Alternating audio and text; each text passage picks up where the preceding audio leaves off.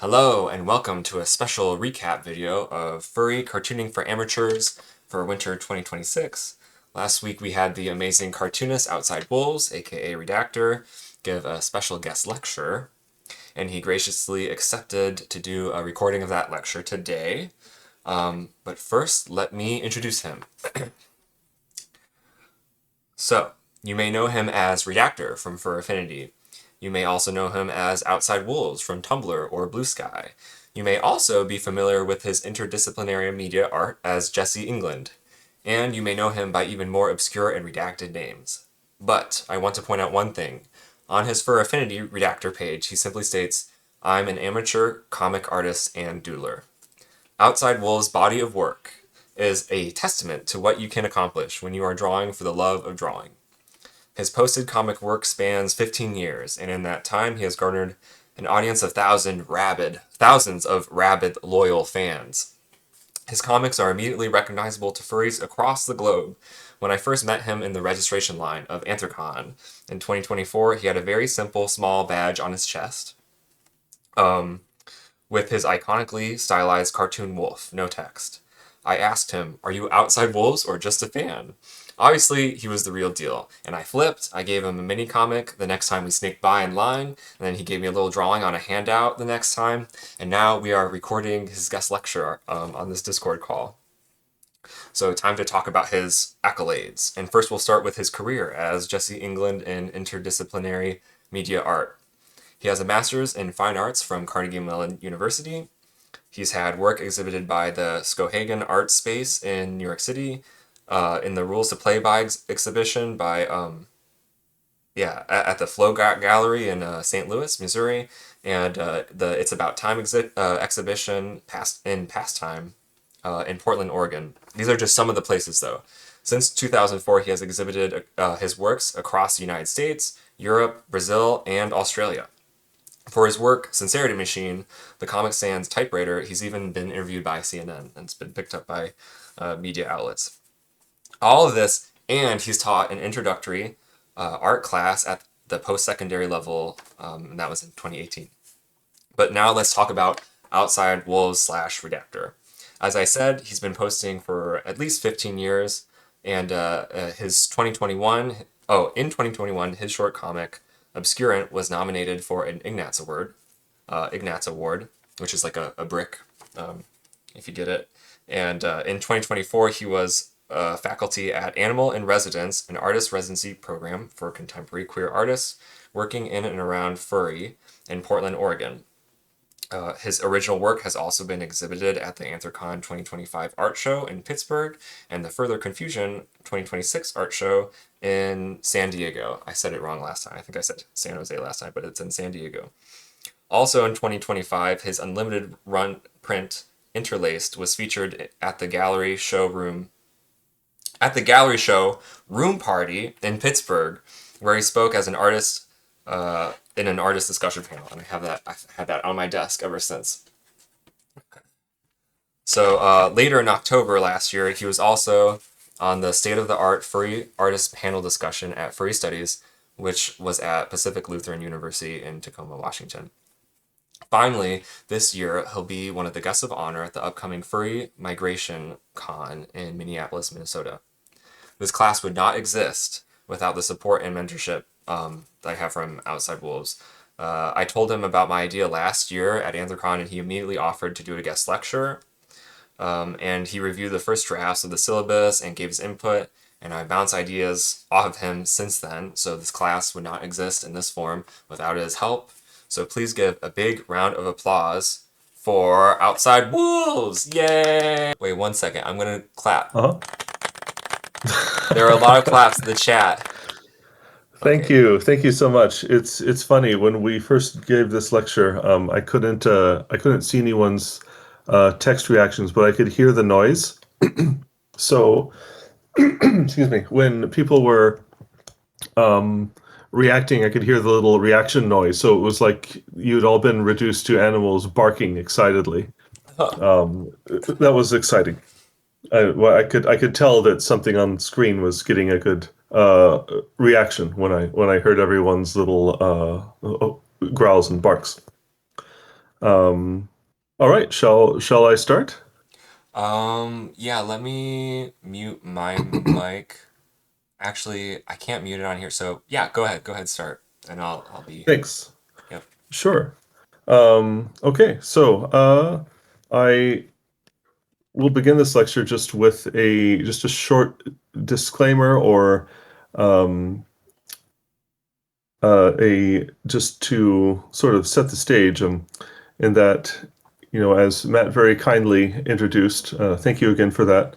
I kind of straddle both worlds of the contemporary media art world and the furry art world. I don't think that they are exclusive. I think that they can intertwine. Not a lot of my work does, but both the contemporary art world and the tech world in a broader scale are filled with, I believe, unnecessary mysticism and obscurantism.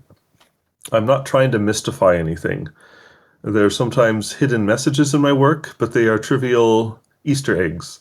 I sometimes try to present two ingredients and make the reader assemble it themselves, because that result is more powerful, but sometimes it isn't understood.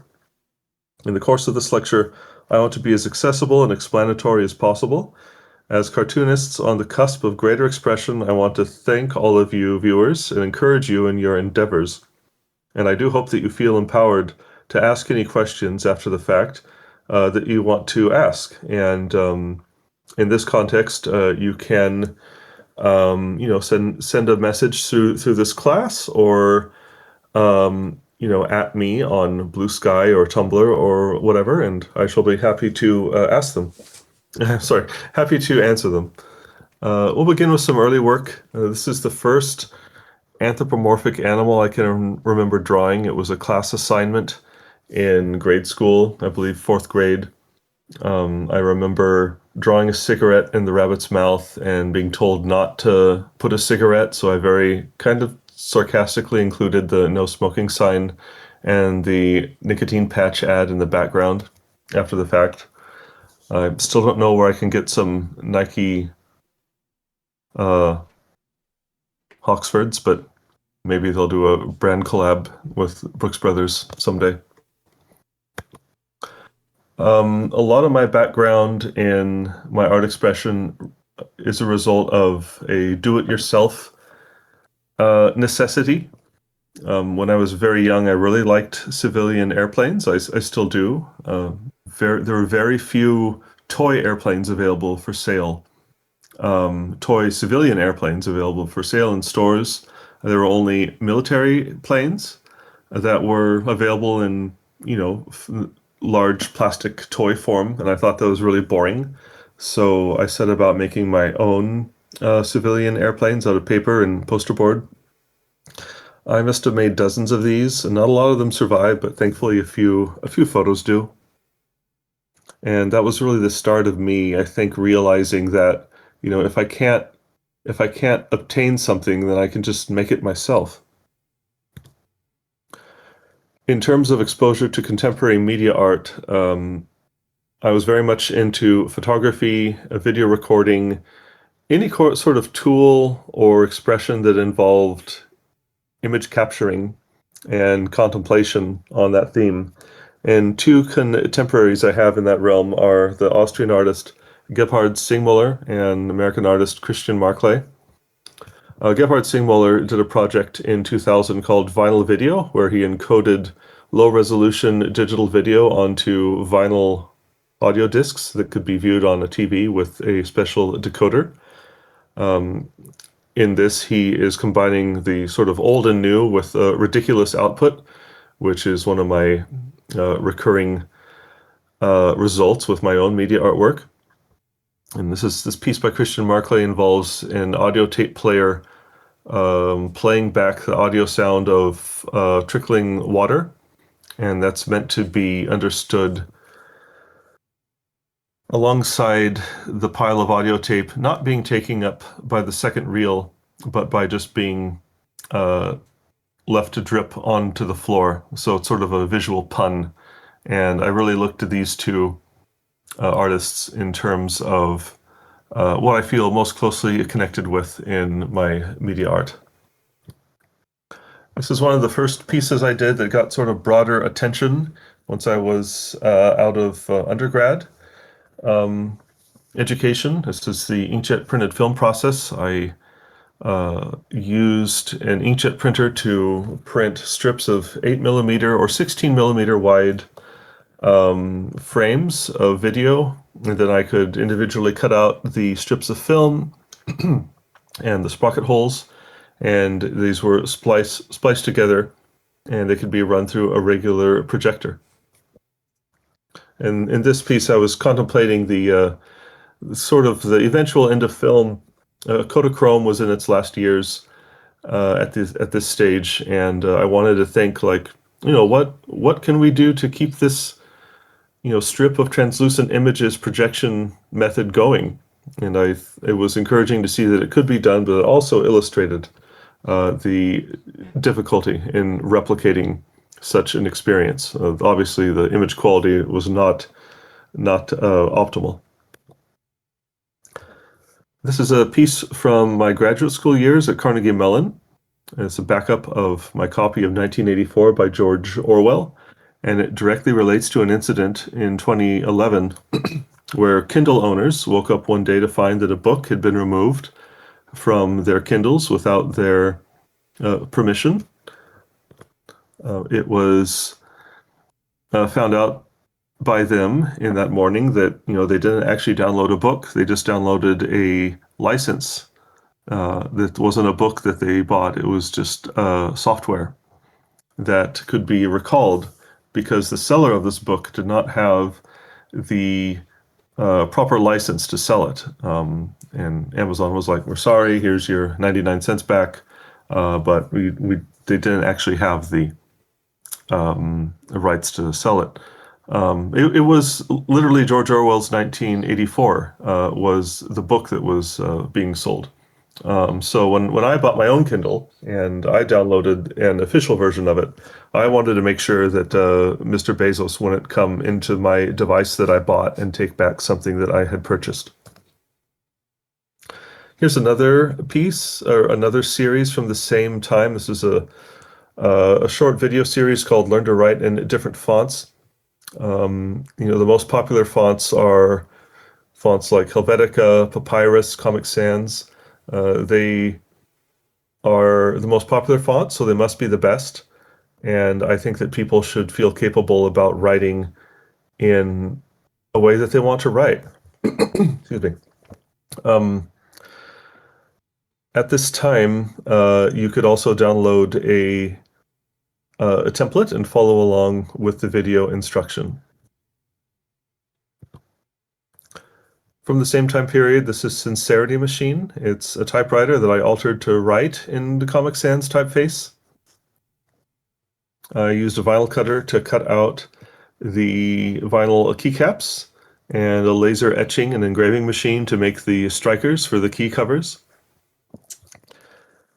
This was another sort of contemplation on conflating the old and the new, and the fact that if you see something typewritten in Comic Sans out in the world, it's probably either meant to be a joke or the person doesn't have a graphic design sense about them. Like if you go to a restaurant and the menus in Comic Sans, it's probably going to taste really good because they're focusing entirely on the food.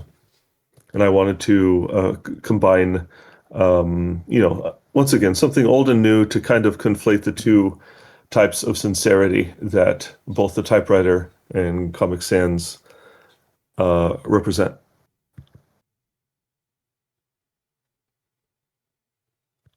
Text quality was not good. I remember in the original lecture, someone said this looked like a ransom note from a clown. And I think that kind of encapsulates it perfectly. Here is another one from the same time period. This is a Bluetooth record. There's a transducer inside of this device which fits on your record player, and you can send audio over Bluetooth to your record, and it will play it for you. You don't need to buy the vinyl record, but you can still preserve the sort of analog ceremony that exists when you put a record onto a record player. This is Tetramino Arrangement. It is at the time there was a renewed interest in adult coloring books, and Tetris is a very stressful game.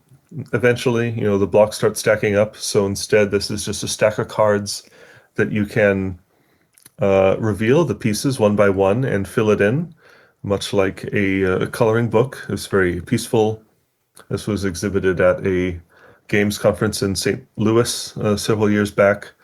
I was really taken that people did sit down to take the time and actually fill in their sheets.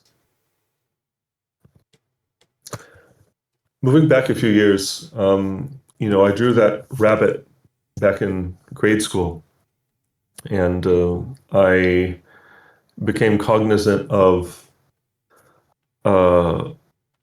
furry art in the early 2000s, and I wanted to participate in it. I didn't really know where to begin. This is a old script from a TV station I was working at, and I would just draw little furry folks here or there, and eventually trying to draw them more and more. And it added up over time. I make like probably one piece of media art work a year, and I draw probably 3 or 4 times a week, and even more so just in my sketchbook for fun. So next we'll talk about some inspirational sources that have influenced me artistically in relation to drawing.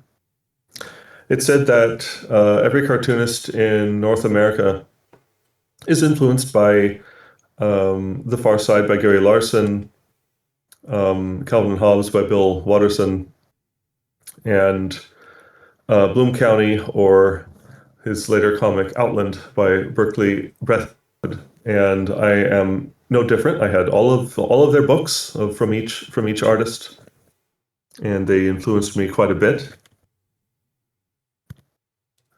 At the same time, I had very encouraging and permissive parents that they got me a subscription to Consumer Reports for Kids, which was called Zillions.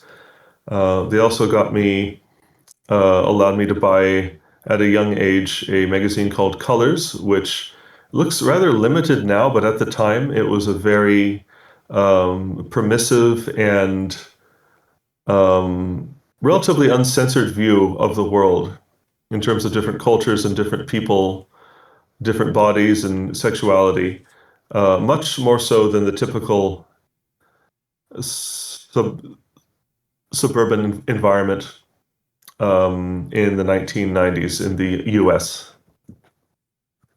Zillions in particular was sort of the start of like learning to navigate the capitalist system that we live in. Bernard, or B. Kleben, a comic artist, most popular in the 70s and 80s, most commonly known for his funny cats that exist in many calendars and sweaters. And he also made cartoons for, I believe, Playboy. Probably his most famous cartoon is off to the right. There's a very, very, very clear joke going on. And I really wanted to include this artist because not only did he make funny drawings in this style, a lot of his comics and drawings were just weird drawings. Like they didn't really have a clearly defined punchline. I love this one. Like now, I do it every time now. I'll say he does. We don't know what it is or what he's doing. And this is one of the more understandable works of his, by the way. I would be amiss not to mention the influence of Tintin by Hergé. A good example in this half page of the masking effect is so called by Scott McCloud, where you have a very realistic and accurate background, but the subjects themselves are rendered in abstract. Even though the drapery on both the curtains and on how the clothes hang off of Tintin's body are incredibly accurate. The face and the body is a little more abstract. I can tell you, although I was interested in comics in the early 2000s, there was a moment in 2005 I was reading a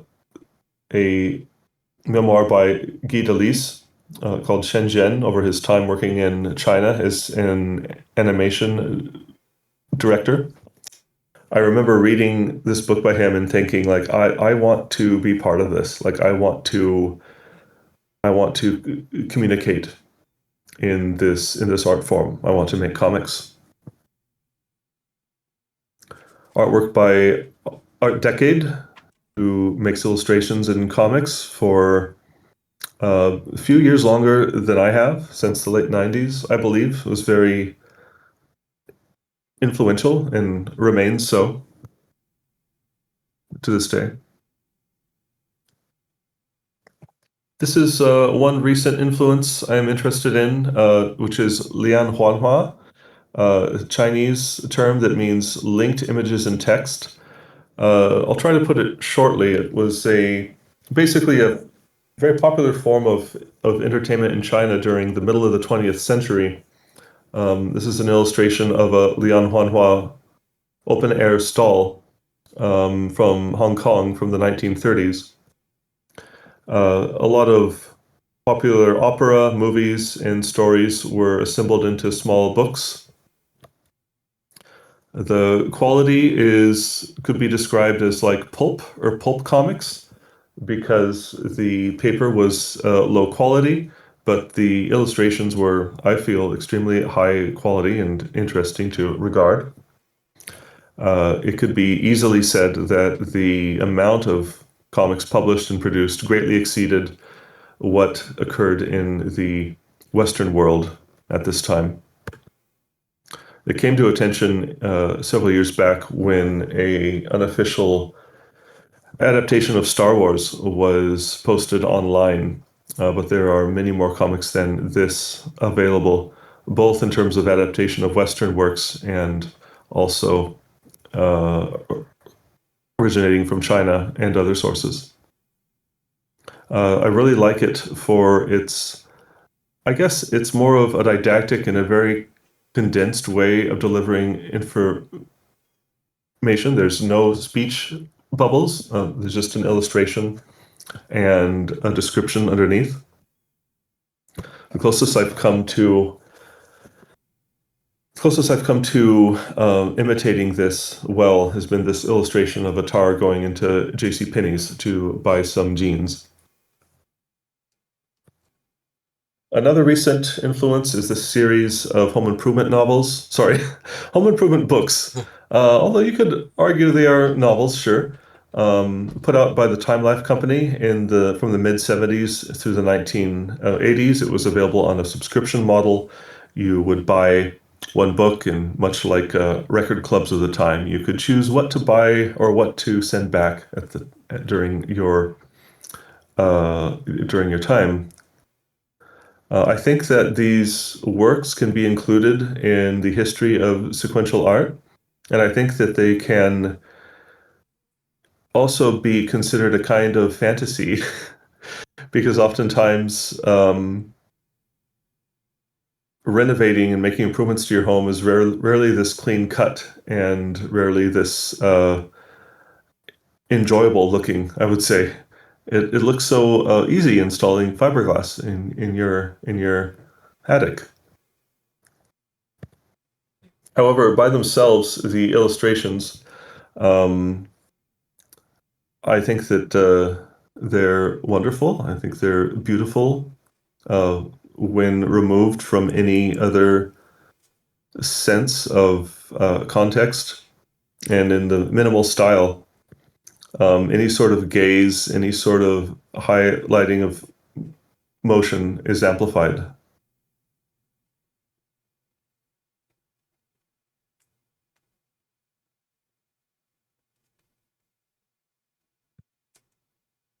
This is a work by Gustav Caillebotte, if I'm pronouncing that correctly. Before you go into this one, that Yes, last image, something that you said, the line thickness. You mentioned the yes. line thickness in your lecture. Like Hmm. that was very very important, interesting to me. I did not notice until you said that the line to show because it was so didactic. It was so this is how you do it. They emphasize Yes, the hand. yes. The line weight on the forearms and on the tools, showing that this is what's most important. This is what you should be focusing on. The forearms of the three figures here, all rendered with that thicker line, I guess showing which is the strongest at this point. But this piece by Gustav Caillebotte was rejected from the salon that he submitted it to at the time because it was thought that the depiction of working class individuals was vulgar, and I think very much showing that a middle class didn't really exist during this time. You had people who were poor and had to work, and you had people that had infinite leisure time and probably did not work as hard as these people. And so I'm interested in the middle class and how it exists and what is put forward as a kind of authenticity, like what it means to do something yourself and why we do something by ourselves.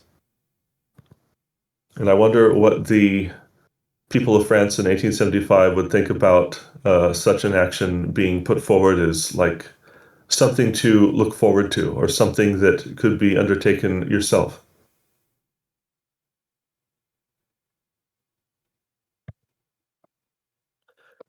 All right, I'm moving into, I believe, the Sears catalog and other um, advertisement inspirations at this time. It should be no surprise that I really love looking through a Sears catalog now and then. This is a piece that sold at Anthrocon last year at the art show. Um, you can not only find Sears catalogs online, but also IKEA. And IKEA has put all of their old catalogs online for you to flip through, and it's surprising to see like the source material and what eventually pops up, and to see like what you latch onto. In this case, it was the jeans and boots. In today's retail environment, usually you're looking at something online, you're seeing something by itself. Um, Looking back at these catalogs is interesting to me for its collage um, quality. You usually don't see such many numerous items side by side at this time. It was those chairs that directly inspired this one, the Coyote Show. The chairs are so inviting. I learned recently, I think I knew this subconsciously, but I'm really trying to embody the whole like, if you're drawing someone that you want to be appealing, they should be cute, but they should also be a little scary. Like I don't know of any of my friends that wouldn't want to be interviewed on such a TV show, but their eyebrows are all arched. The midday sign is discarded behind the set. They put up their own text. I don't know why the Coyotes are running the TV studio. I guess we'll find out what they have in store for you. I think it's really funny, these old Sears works, these Sears catalogs. Um, like the text, like even our lowest price dual control kitchen faucet, even our piece of crap model, we'll even stand behind that for a full year. Reading text like that, it's easy to extrapolate these works into something else and to consider their larger environment. This is another work. Just looking at time right now. I think we're doing okay on time.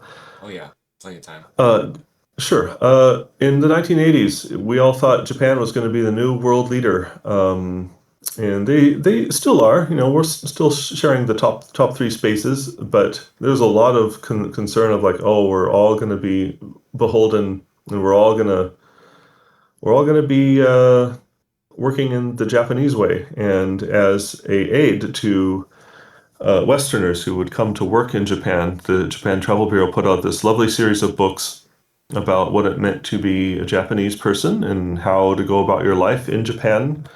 Um, at the time of the original lecture, I had just done the hourly comics day, but I now know what the format will be for hourly comics day next year. It'll be a much more in-depth one. I didn't notice it the first time, but even in the Japan Travel Bureau book, you have the character running out the door with the toast in his mouth. Well, awesome. And it seems really almost sarcastic, but I guess there are little details that you need to know when you're using a Japanese payphone. Like there's a little button you can press to call the police or the fire department. There's a telephone card system. And they even onboard you onto the various types of misfortunes you can get cosmically, superstitions and religious meanings that you need to pay attention to. But that sort of cartoon style really also influenced me at this time. In terms of absurdity, some of the first little furry guys that I drew in the early 2000s, I didn't know how to draw snouts for the longest time. So I only drew cats. I drew these little cats with their flat, wide faces. And in order to generate an idea of what to draw each night for myself only, I wasn't online at this time, I would pick up a dictionary and flip to um, three separate pages and just write down the first word I saw on each page and base a uh, try to base an illustration out of that. This guy burned his hot dog, and now it is tiny. Eventually, I learned how to draw wolves. It wasn't that hard. You just gotta like put a kind of coffee cup shape on the front of the face, and eventually that can form a snout. When you're drawing on ink on paper, it's hard to erase that or to cover that up. In this case, I drew the right arm way too large, and so the rest of the drawing kind of followed that. Called my internet arm. It's often said that when you use one arm to browse the internet, it will get larger. Oh, So one before of you go into the this, Jesse, sorry to yes, interrupt. of course, The because yeah, of the three words from the dictionary thing, I found a website that will yes. do that for you, and I incorporated that the following week into our to start a fiction one page comic. So that was really fun, and some people got some really funny words. So I'm glad you brought that up. We incorporated that Oh, in class awesome, the following week. great. Yeah, that's I'm very awesome. glad to hear. Yeah, yeah, yeah. Okay, thank you. Continue. Sure, sure thing. So because this lecture was specifically delivered to a cartooning class, and um,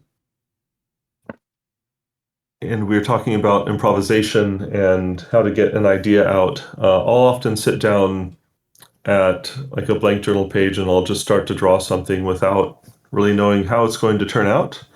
And I recently discovered the work of Keith Jarrett, and he is a jazz pianist who famously will do kind of a similar thing, sit down at a piano and just play and not really know what's going to happen one note to the next for the most part. Um, and he has some really good advice in terms of, just starting to play and seeing what occurs. And also that like it doesn't always lead to something else, as he says, and it's not bad if it doesn't. Like sometimes you'll try an improvisation and it doesn't turn out, and you can just walk away for a while and come back at a later time. And he had in this interview he had an interesting observation on the relation between musical expression and uh, more picture-based expression in terms of what is being improvised in public and what's being improvised in private. And if you are, he said that a painter, and I believe by painter he also would mean any sort of visual artist. For a painter doesn't have to worry about what the audience thinks because they can just uh, present it and then it's left to the audience to figure out. And he felt as a musician that he had to like help lead the audience towards a greater conclusion. And which is interesting in this time period because I've never seen so many time lapses of people drawing and video presentations, streaming of people drawing in front of other people. So the environment has changed since the 1970s. And so to sort of analyze, this is the jazz theorist Benny Green. He was talking about Keith Jarrett and why his improvisations are so widely enjoyed compared to other jazz improv, is that he actually has a lot of consistencies in his work. He plays a single instrument, the piano, plays a steady tempo, and stays in the same key for a long period. And similarly, although I'm, improvising quite a bit, I have a consistent style, a consistent output, and I let myself draw for a long time. I don't worry about how where the drawing is going to go, and oftentimes it doesn't go anywhere. I have a lot of unfinished works or works that don't totally work out.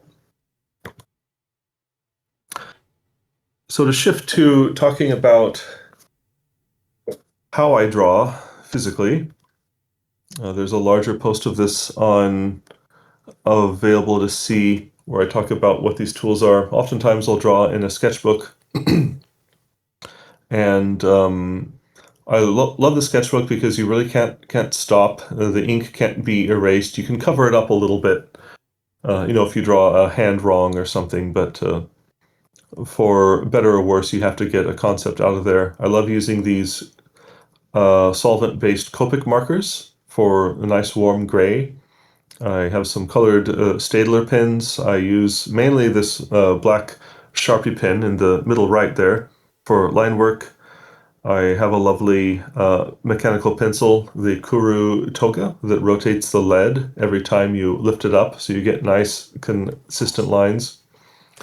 I have a big stack of cheap Bic mechanical pencils for forcing other people to play drawing games with me. Some whiteout to cover mistakes, and a box cutter that I love very much. This is the same box cutter that cut out the sprocket holes on my first media art project at the start. So it's been around for a few years. Something that Matt really wanted me to mention was a comment I made at Anthrocon where Matt was asking me, how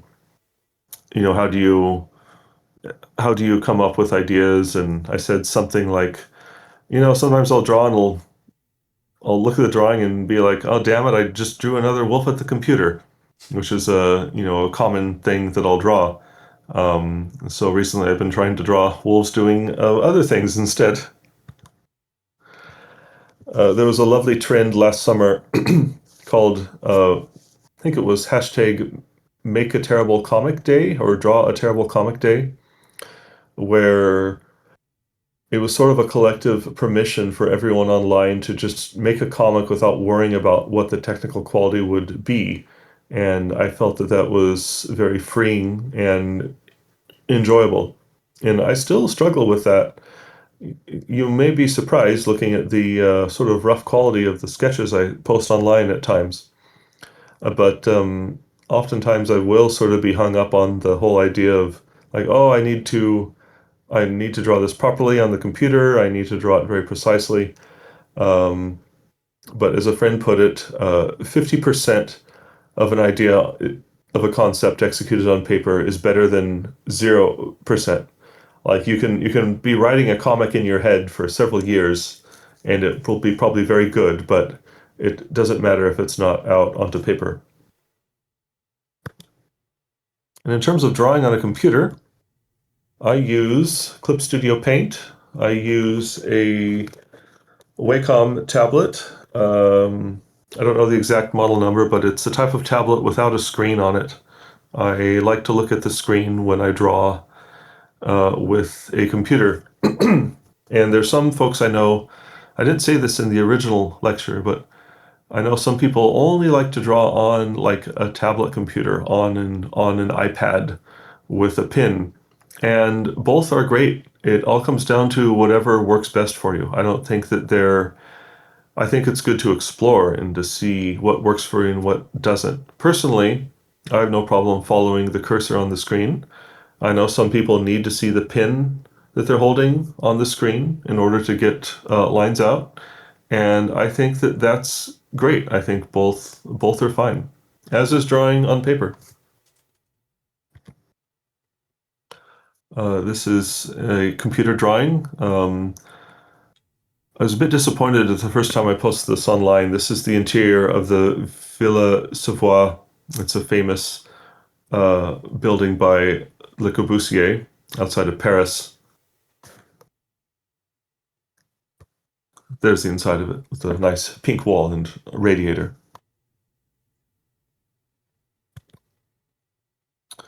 Recently, I've been thinking more about like what I represent in drawings. Oftentimes, I'll draw a TV set or a computer just because I enjoy drawing them. At this time, I'm reanalyzing humanity's relationship to technology in a broader sense, and I don't always enjoy, the direction that things are going in. I really got involved in weaving a few years back, and so I wanted to show this drawing specifically because I still had the TV set that I drew next to the couch before I decided to draw the loom instead. It's quite an expensive Japanese loom. I don't own one myself, but I can fantasize about it instead. Much like the 15-foot tall werewolf coming up behind the couch. Here is an unfinished drawing. I have a friend who has a large archway in their house in a doorway, and it kind of stuck with me. It's I don't know, sort of church-like for me, I suppose. Um, and I was thinking of the connection between technology and living beings, as I often do. This guy's got his hands on the phone book. The other guy has his hand up as if he's pretending to talk on the phone. Maybe it was my unfamiliarity or uncertainty of presenting religious style imagery, but I decided not to proceed with the drawing.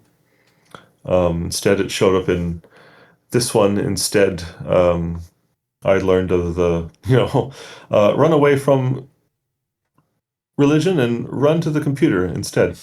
So the archway showed up a second time. I learned of a home computer from the 70s called the Video Brain, and I couldn't help but think of Video Grain. So this is how a drawing usually occurs on a computer. I won't always have a sketch layer. Sometimes I will.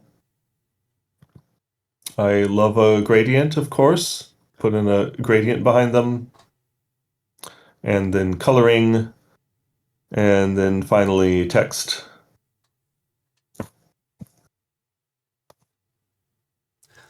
Okay, I have a question that just showed up in my head. How Yes. often do you use the Control Z, especially if you're not using a sketch layer?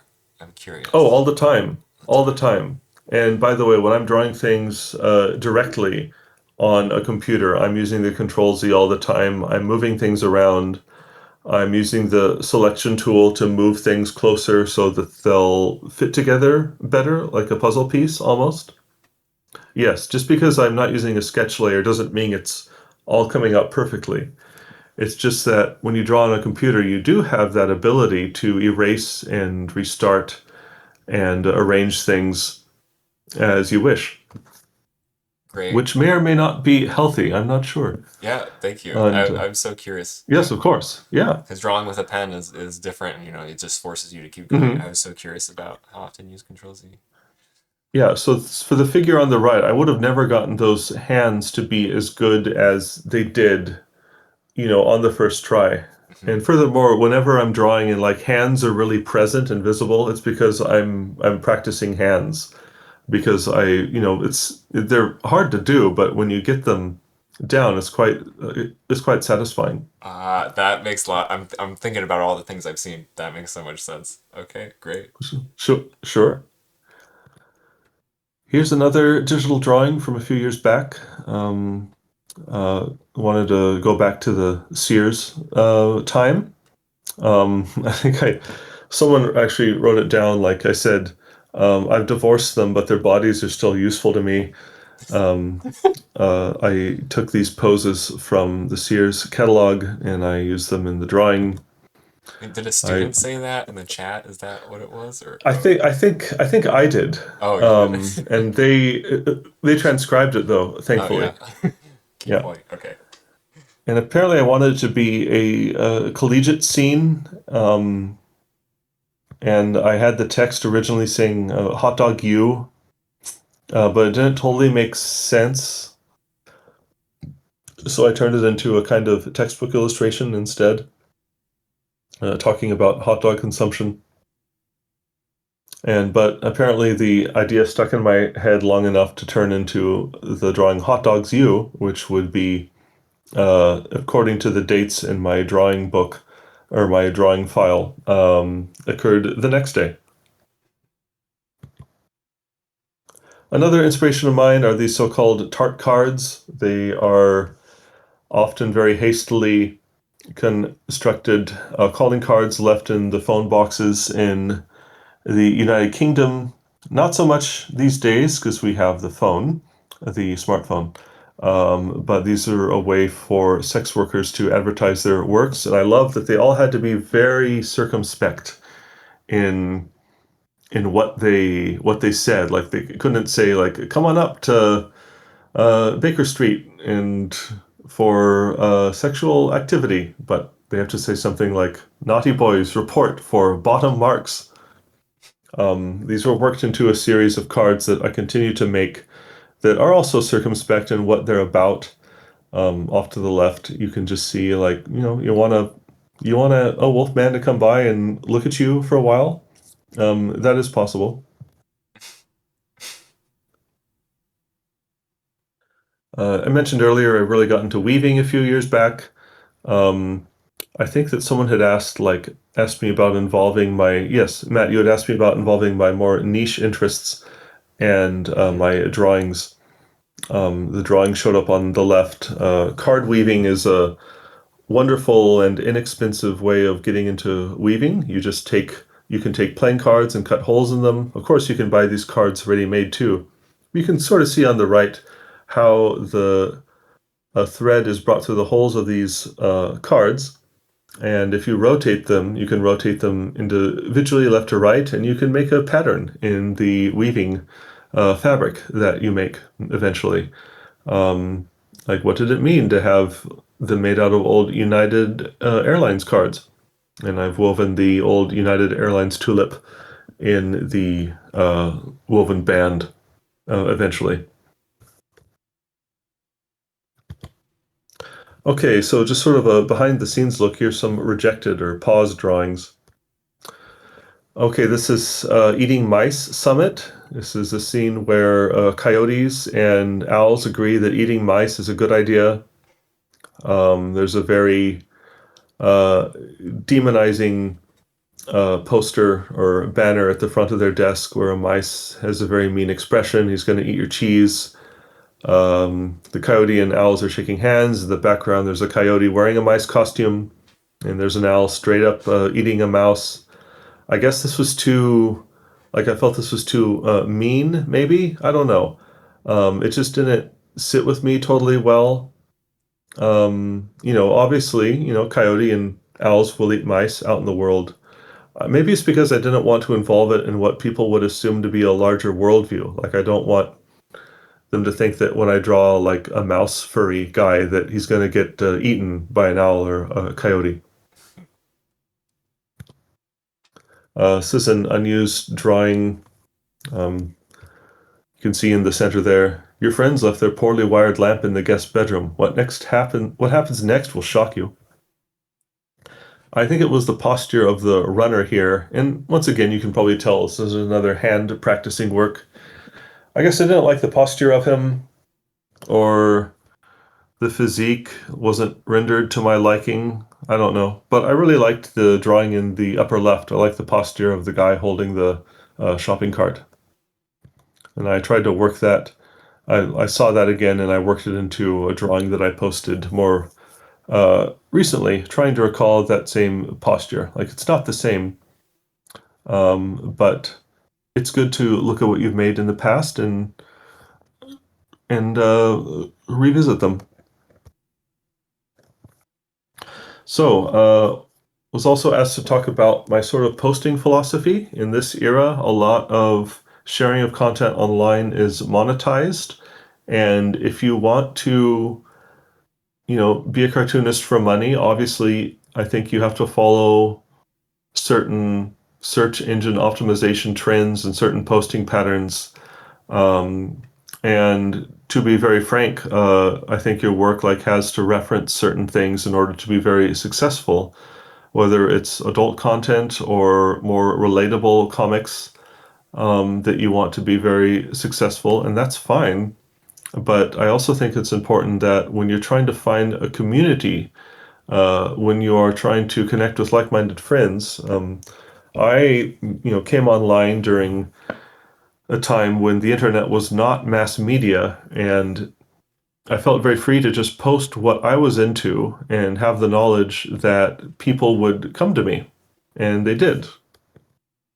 I do want to encourage people as you're starting out, since this lecture is aimed towards cartoonists in their nascent years, have a separate channel just for art. Oftentimes, I'll find people whose art I really like, but they also use their social media for the entirety of their life, which, you know, it's no fault of their own, but when I don't always know a person, I can't always follow what they're doing all the time. So I really encourage people to have a separate channel or account or however you do it. And also, sometimes I'll see people very nervous to share works online. There's so much chaff out there.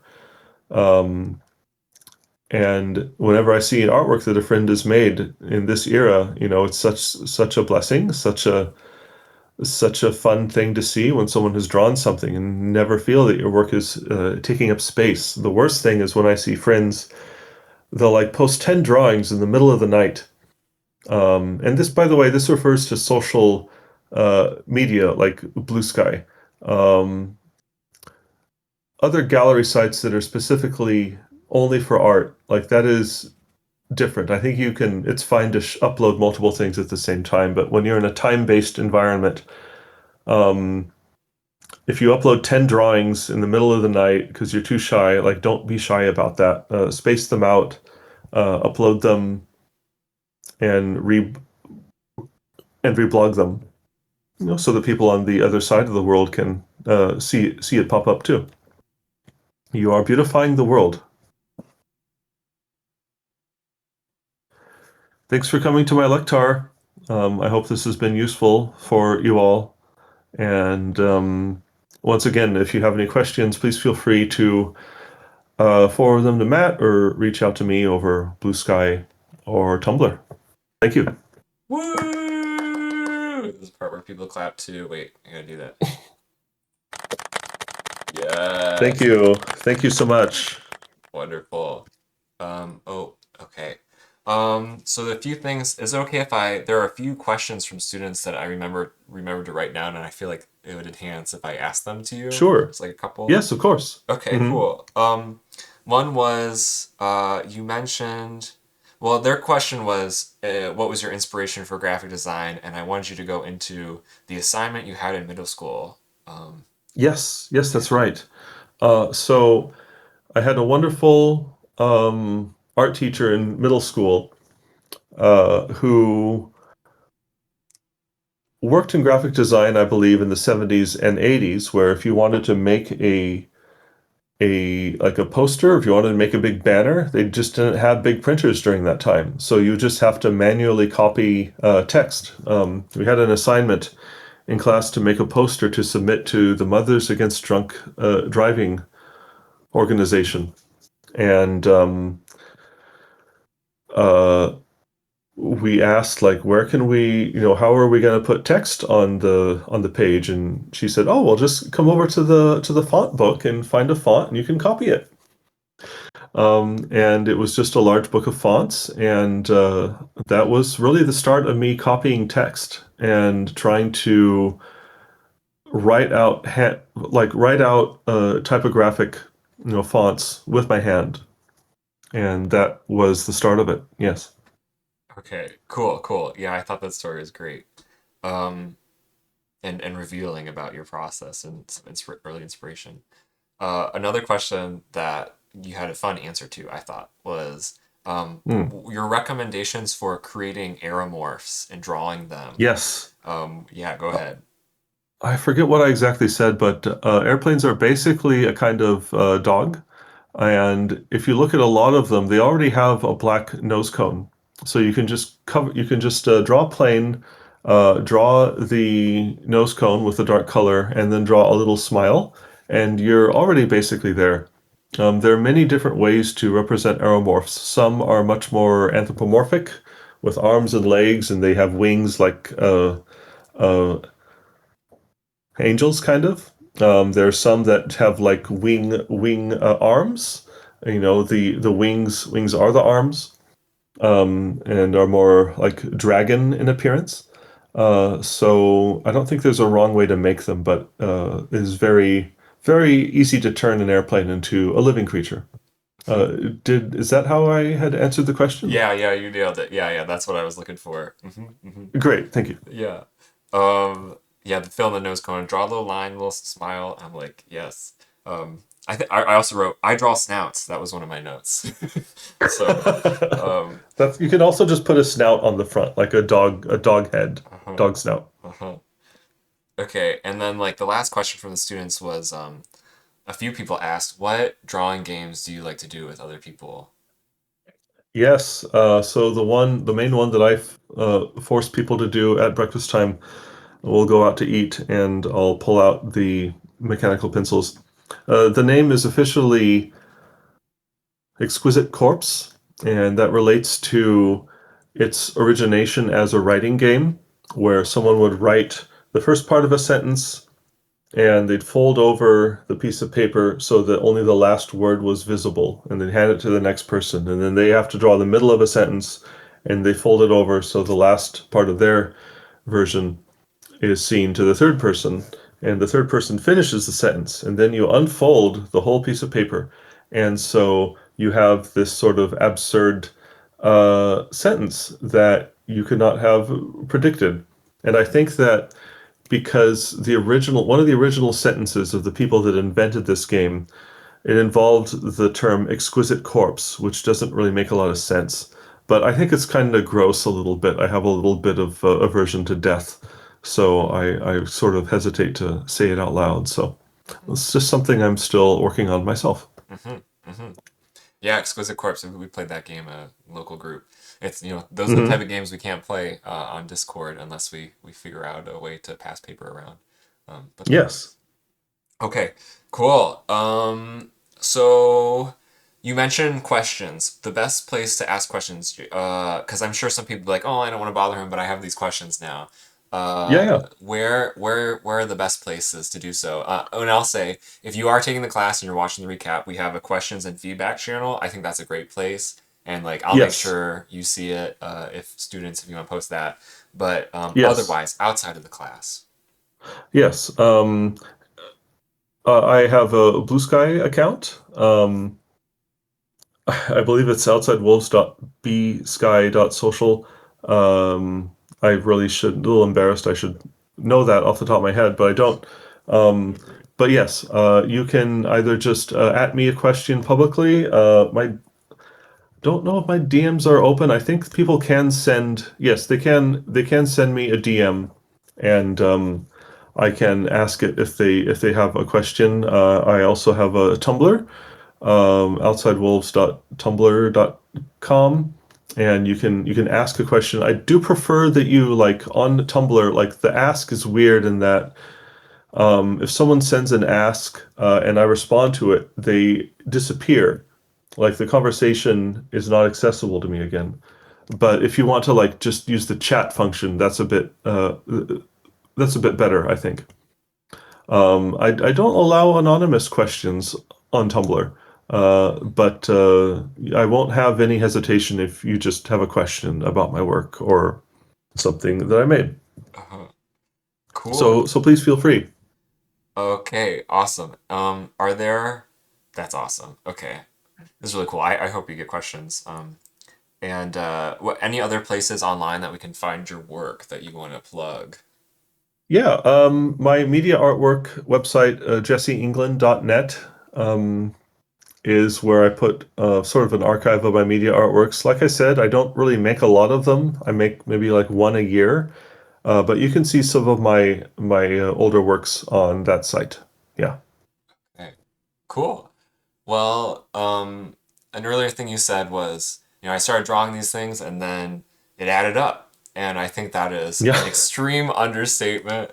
And I think a lot of people watching this will agree that that is an incredible understatement and just so lovely. We're so grateful that you draw so much and that you post so much. And thank you so much for doing this lecture. I think this is really cool. I'm very glad, our original agreement didn't involve us recording this as well, afterwards, and you agreed to do it. And it's just, I think this is so fantastic. So thank you again so much. Another big asynchronous internet round of applause for Outside Wolves, aka Redactor, aka Jesse England. Thank Woo! you. Okay. Yes, it's such an honor and such a it's I mean obviously this is enjoyable for me. I get such a high out of drawing and sharing it with people and connecting with folks.